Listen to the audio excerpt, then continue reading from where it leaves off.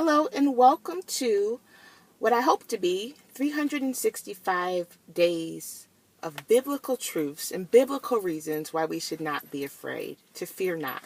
And today is the first day, so welcome and hello. I'm actually doing this on my lunch break right now because I felt so strongly about it in my heart that fear was controlling my life. Fear of the unknown, fear of what people think, all of those things. And I'm doing this on my lunch break because there was a quote that I'm at a conference, and there was a quote that the woman who's conducting the conference that she posted at the very beginning of the conference. And that quote, for those of you who know me, you know I love quotes. And at my school, I post a quote every day. And I think they're just important to kind of inspire you for the day. I'm not able to post Christian quotes because I work in a public school, but that's where my heart is. I'm a Christian, and so all of my hope comes from the Lord. But anyway, this particular quote is from Nelson Mandela. It says, "May your choices reflect your hopes and not your fears. May your choices reflect your hopes and not your fears."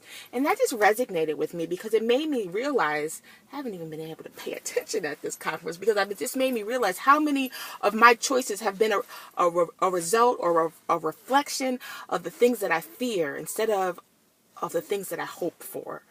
And so I sat with that, and I'm sitting with that. And why do I do that? Why do I make my choices based on my fears instead of my hopes? Because our choices should be based on our hopes, the good things that we know that are to come. So for me, it made me think of Martha in the Bible. One of my favorite stories in the Bible, one of my favorite characters in the Bible. It comes from Luke 10, where Jesus is talking to Martha. Luke 10, and it starts at 38 and it goes to 42, but Jesus is walking through this village, and Martha receives Jesus into her house, and verse 39 says, "And she had a sister called Mary, which also sat at Jesus' feet and heard his word. But Martha was cumbered about much serving, and came to him and said, Lord, dost thou not care that my sister hath left me to serve alone? Bid her therefore that she help me. And Jesus answered and said unto her, Martha, Martha, thou art careful and troubled about many things, but one thing is needful, and Martha has chosen that good part which shall not be taken away from her."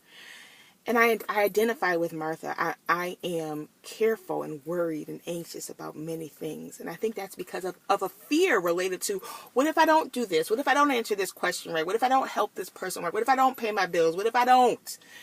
Instead of basing my things on the hope that if I can sit at Jesus' feet, and the knowledge that when I sit at his feet, that I can cast all my cares and all of my anxieties on him because he cares for me.